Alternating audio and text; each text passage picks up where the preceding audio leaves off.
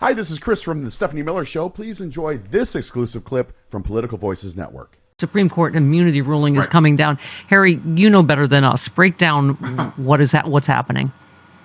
Okay, what we were mostly anticipating and fearing, Steph, has happened. The court, and there are 5 to 6 votes depending on their multiple opinions, but they say there is immunity for things within his indispensable executive power that could include even the stuff in the ellipse.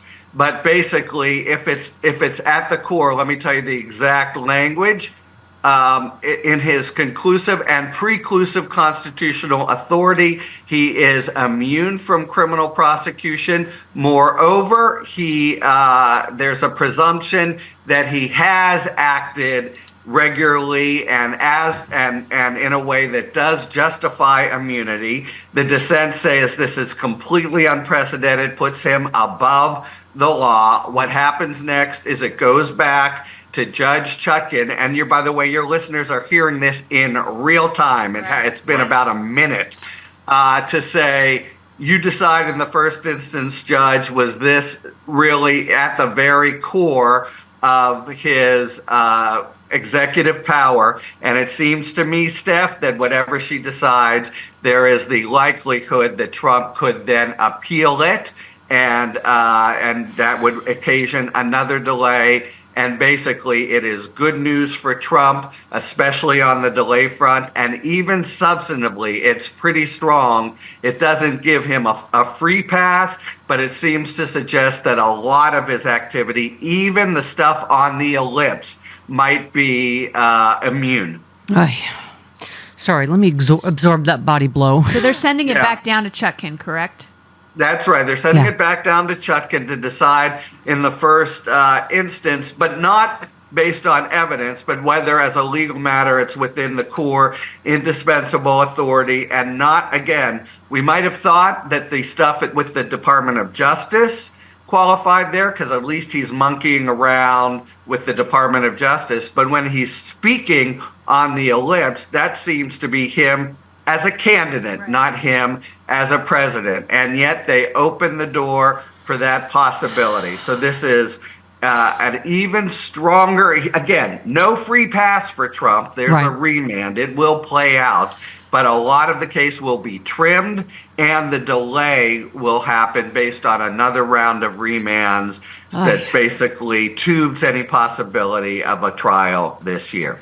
Harry, it says, my quick take for first and only exclusive for the Steph Miller liberal faithful. Exciting.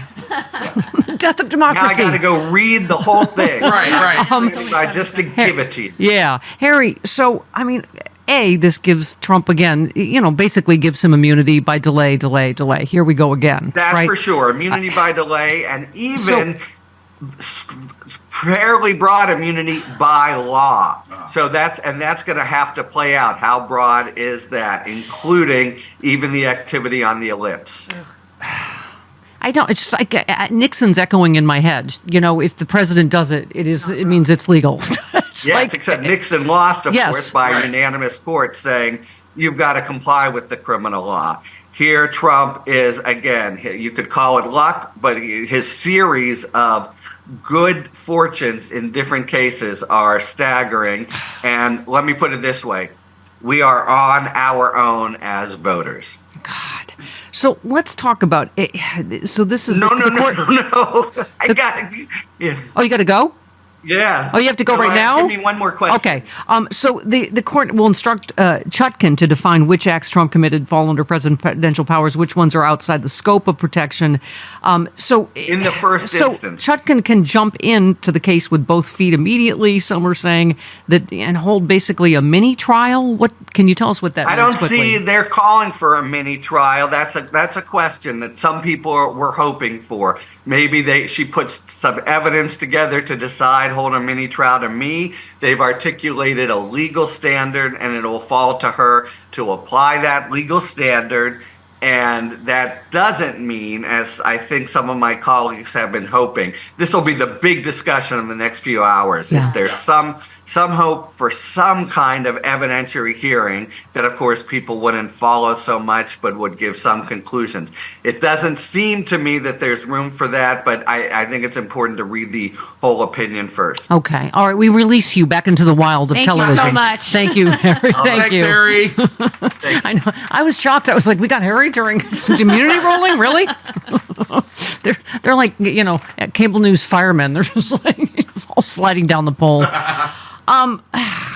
Yeah, I think that was Katie Fang that had said, I'm a believer. I've been pushing the idea. You'll see an evidentiary hearing that Judge Chutkan will do, I think, very quickly. She's going to put the pedal to the metal on this. The evidence you'll be hearing will be the opportunity for Jack Smith to present the entirety of the indictment, because I believe the indictment against Trump is all unofficial acts. None of that was kosher. None of it was supposed to happen. It was all illegal.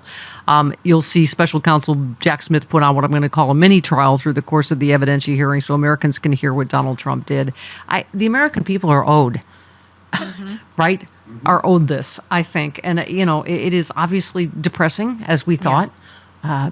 I still, it's still, like for us non-lawyers, when stuff comes out, like you were saying, there's so much legalese, and we're trying to even, illegal guys like, and lads and ladies like Harry, have different ways of interpreting and what's it going to mean. And I mean, because I was feeling the Fisher ruling about the insurrectionist, he actually had kind of a happy clappy take on that. This is the guy who barged into the Capitol. He assaulted a federal officer. So the court held he could not be charged under a federal law against obstructing an official proceeding for joining the melee that's delayed the certification, a ruling that the law is limited to conduct affecting the integrity or availability of records that could be in evidence in an official proceeding. In this one, Harry writes, the decision isn't likely to favor the majority of the rioters, and it's even less likely to help Trump. Yeah, they're figuring about 52 people are affected by this ruling out of the more than 1,000. Right. Harry had tweeted, pressing question in the wake of Fisher is whether obstruction charge remains against Trump on 1-6 charges on the ground that his conduct impaired the integrity of the evidence via the certificates from the states they wanted Pence to override. Looks to me if the opinion preserves that. Yes, Jody Hamilton. Roberts just said, Trump asserts a far broader immunity than the limited one we have recognized. So there is some... Well, that's what everybody was thinking. This is going to be a split the hairs, not total, like, yes, you can assassinate your political rivals with SEAL Team 6, but not... Right. God, my stomach is really... You are invited to Stephanie Miller's Sexy Liberal Save the World Tour. It's the political comedy event of the year, and it's coming to a city near you. Join Stephanie Miller, the queen of progressive talk radio, along with Hal Sparks, John Fugelsang, and the comedy duo Frangela, mocking all the fascists and trolls for a tour that is hilarious, inspiring, and deeply offensive to just the right people. It's an all-new tour with all-new guests and a side-splitting evening of stand-up. Stephanie Miller's Sexy Liberal Save the World Tour.